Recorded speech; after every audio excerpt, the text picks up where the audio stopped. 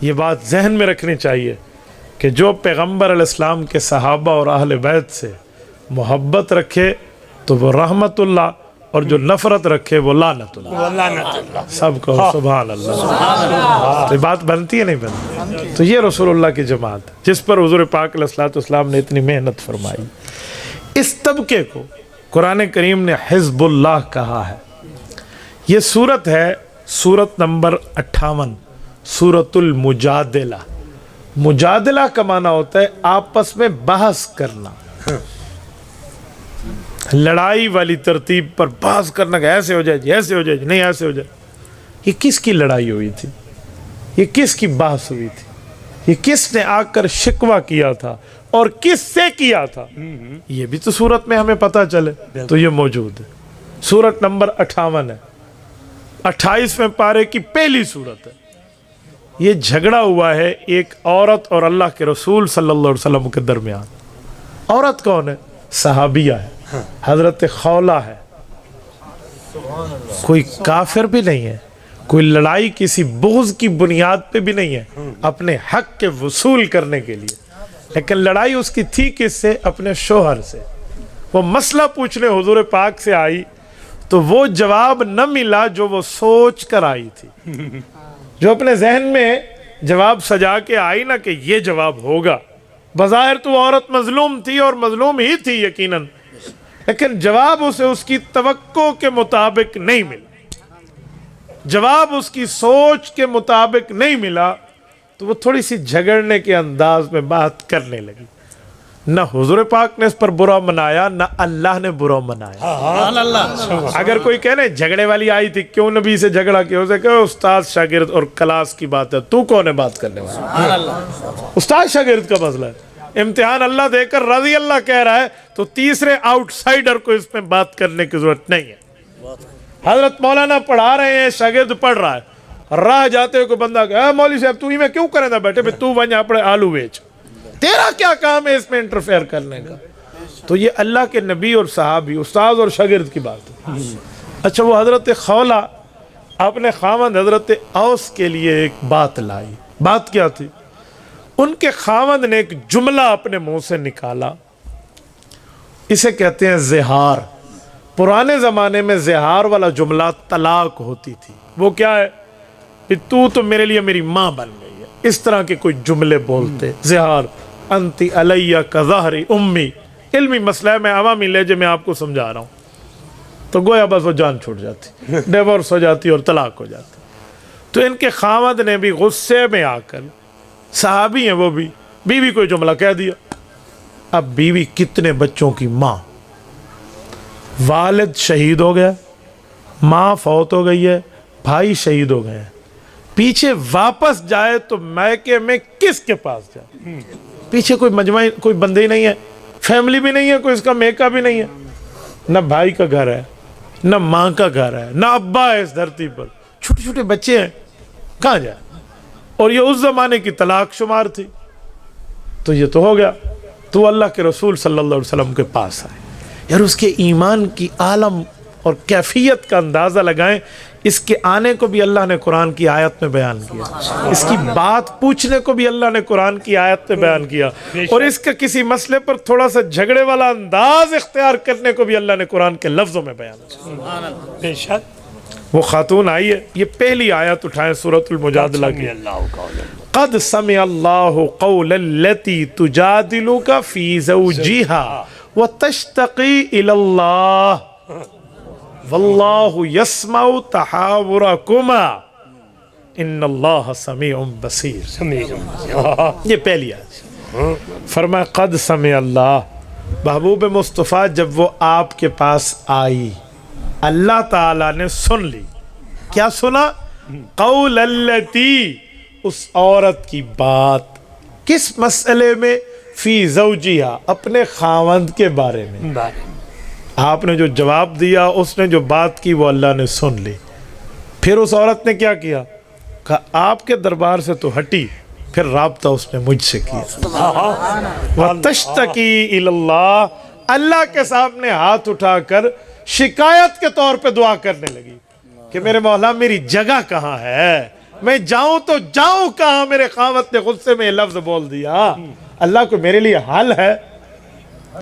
وہ جب آئی نا حضور کے دربار میں اور آ کر یہی بات بتائی کہ میرے شوہر نے یوں کیا، حضور اقدس صلی اللہ علیہ وسلم نے فرمایا تو اپنے شوہر سے فارغ۔ وہ پوچھنا چاہ رہی تھی کوئی گنجائش، کچھ نرمی، کچھ شفقت، نہیں جا سکتی واپس، مجبوری ہے، کوئی حل دے۔ حضور پاک علیہ السلام نے فرمایا کیا حل دوں، ابھی تک تو یہی حکم ہے، اللہ نے اس بارے میں میرے اوپر کوئی نیا حکم نازل نہیں فرمایا۔ اب اس کو اس کی توقع کے مطابق جواب نہ ملا، یہ رونے لگی دربار الہی میں اور ہاتھ اٹھائے کہ مولا محمد کریم علیہ التحیت والتسلیم تو آپ کے احکام کے پابند ہیں، آپ حکم دیتے ہیں، حضور ہمیں پڑھ کے سنا دیتے ہیں، آپ ہی حکم حضور پہ نازل فرما دیں۔ ایمان کی طاقت دیکھ یار، اس نے فرش پہ دعا مانگی ہے، رب نے عرش سے قرآن نازل کیا۔ یہ سورۃ المجادلہ نام رکھ دیا، لڑائی جھگڑا وہ جو بات تھی نا وہ طرز، یہ اسی بارے میں بات ہوئی۔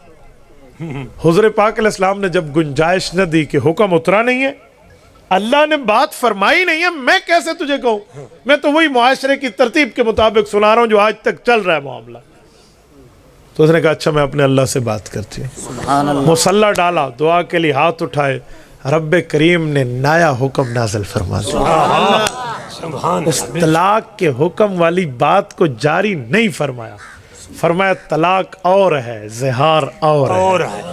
یہ زہار تھا نا تو میرے لیے ماں ہے، ماں کہنے پہ بیوی ماں نہیں بنتی، بہن کہنے پہ بیوی بہن نہیں بنتی، کہ تم یہ جملہ کہہ کر بیوی کو فارغ کر دو، یوں نہیں ہے۔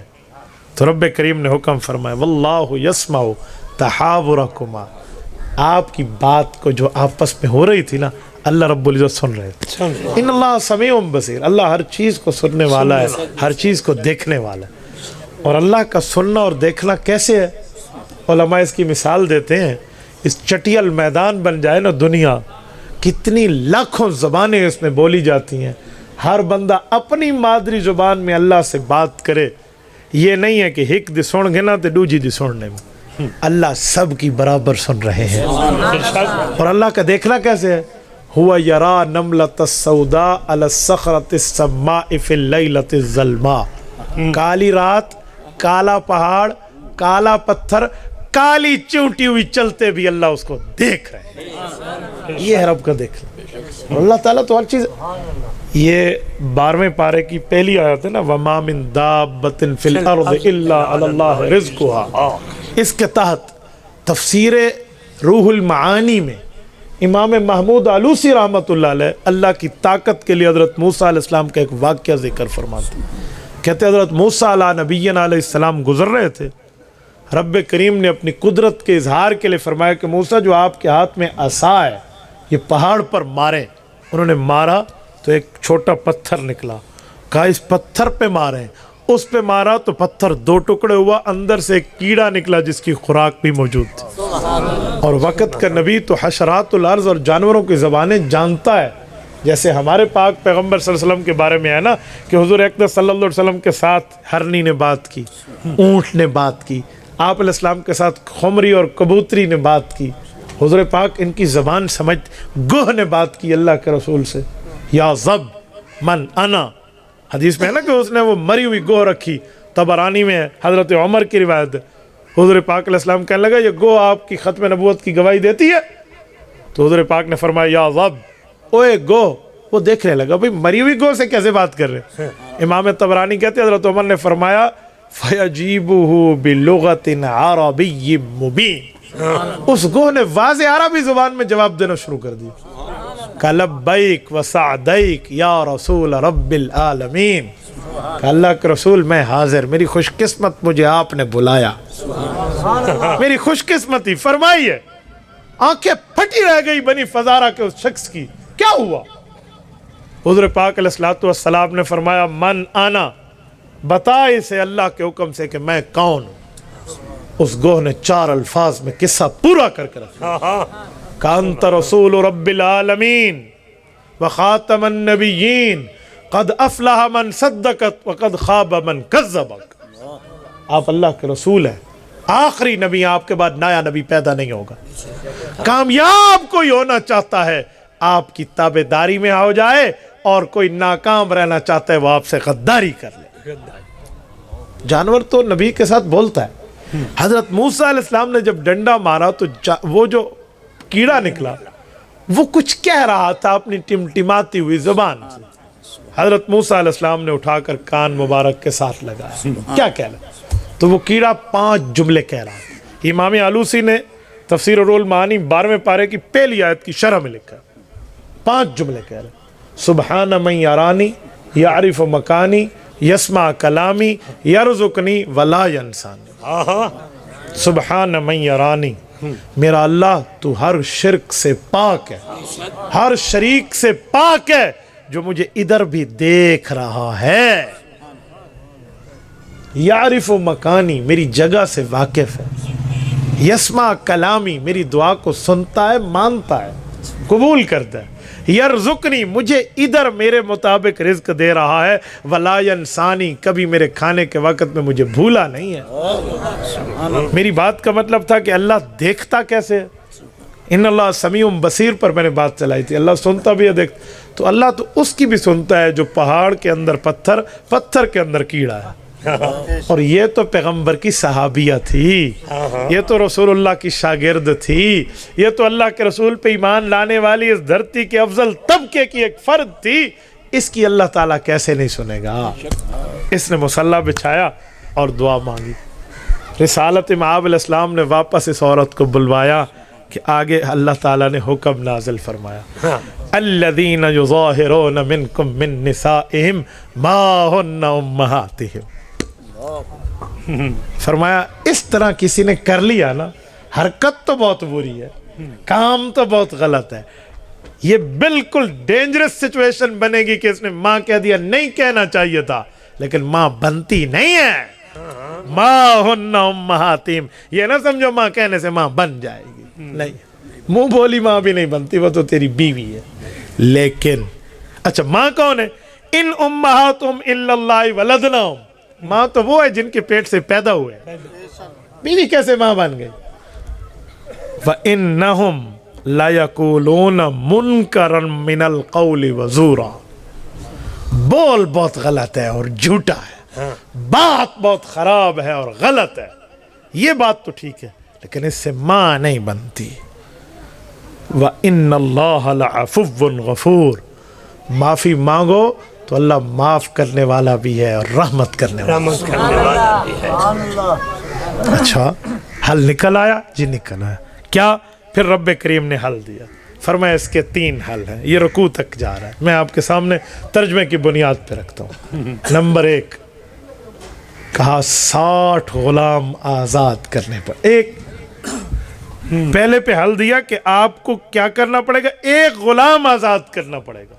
نہیں تو 60 روزے رکھنے پڑیں گے، نہیں تو 60 مسکینوں کو کھانا کھلانا ہوگا. یہ زہار ہے. اس کے بعد آپ کی بیوی بیوی ہے.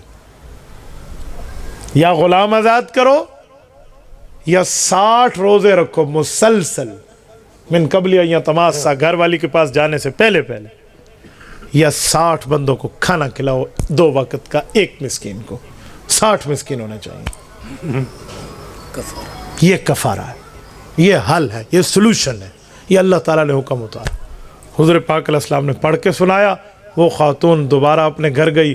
خاوند بھی اب پچھتا رہا تھا نا، یار کیا کہہ بیٹھا، غصے میں کہہ بیٹھا، لیکن غلطی ہو گئی. اب کوئی صورت نکلے تو صورت نکلی، بیوی بیوی رہی، خاوند خاوند رہا. میری بات کا مطلب یہ وہ صورت ہے جس صورت کا نام مجادلہ ہے. یہ ایک عورت ہے، ایک خاتون ہے، اس پر کچھ تکلیف آئی، اس نے دعا کے لیے ہاتھ اٹھائے، اللہ تعالیٰ نے قانون عطا فرما دیا. تو میرے دوستو تا قیامت اس عورت کو رتبہ بھی پتہ چل گیا، اور آپ کو اور مجھے ایک سبق میں مل گیا کہ جب مشکل آئے تو پکارو کس کو؟ کس کو؟ اللہ ہی. ٹھیک ہے، صرف اللہ کو پکارے. رب کریم آپ کو آپ کی مانگ عطا فرمائے گا.